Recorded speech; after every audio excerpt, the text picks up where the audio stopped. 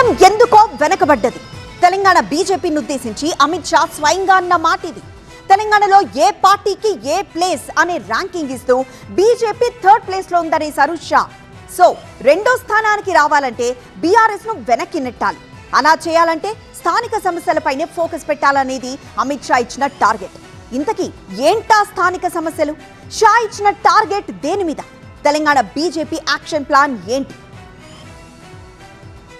బెంగాల్లో అధికారంలోకి వచ్చాక తెలంగాణ పైనే బీజేపీ ఫోకస్ అనేది ఒట్టి ఊహాగానాలు కాదు, వెరీ సీరియస్. మోదీ తెలంగాణలో అడుగుపెట్టిందే అందుకు.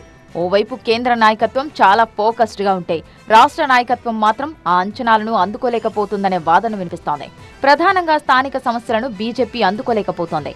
దాని ద్వారా జనంలోకి వెళ్లలేకపోతుంది అనేది బీజేపీ అధిష్టానం అబ్జర్వేషన్. ఇందుకు బీఆర్ఎస్ ను ఒక ఉదాహరణగా చూపించి ఏం చేయాలో దిశానిర్దేశం చేసింది. తెలంగాణలో పొలిటికల్ హాట్ టాపిక్ ఏంటంటే ధాన్యం కొనుగోళ్లే. రైతులు గోసపడుతున్నది దాని మీదే. అందులోనూ ధాన్యం కొనుగోళ్లు అనేది కేంద్రం చేతిలో ఉండేది. కేంద్రమే మద్దతు ధర ఇచ్చి కొంటోంది. అలాంటప్పుడు ఆ ఇష్యూను సీరియస్ గా టేకప్ చేయకపోతే ఎలా అనేది బీజేపీ అధిష్టానం ప్రశ్న. ఈ మధ్యకాలంలో బీఆర్ఎస్ ఏ అంశం మీద పోరాడినా సరే ధాన్యం కొనుగోళ్లను పక్కన పెట్టిందే లేదు. ధాన్యం కొనుగోళ్లు, రైతు కష్టాలు అనే అంశాన్ని లీడ్ తీసుకొని మిగతా అంశాలను టచ్ చేస్తూ వెళ్తోంది. ఈ విషయంలో బీజేపీ మాత్రం ఎందుకో వెనకబడ్డది అనేది బీజేపీ జాతీయ నాయకత్వానికి వెళ్లిన ఓ రిపోర్ట్. ఎప్పుడైనా సరే తామే ప్రత్యామ్నాయమని చూపించగలిగితేనే రెండో స్థానంలోకి వస్తారు. ఇప్పుడు ఆ స్థానంలో బీఆర్ఎస్ ఉందని చెప్పకనే చెప్పారు అమిత్ షా. సో తెలంగాణలో 1st ప్లేస్ లోకి రావాలంటే ముందు 2nd ప్లేస్ కి రావాలి.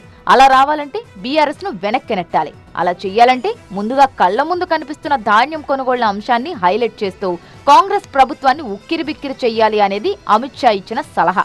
రాష్ట్రంలో అధికారంలో రావాలంటే మోదీ బొమ్మ మాత్రమే కాదు, స్థానిక సమస్యలపై పోరాటం కూడా తప్పనిసరి అని బెంగాల్ నిరూపించింది. తెలంగాణలోనూ అదే వ్యూహం అమలు చేయాలనుకుంటోంది.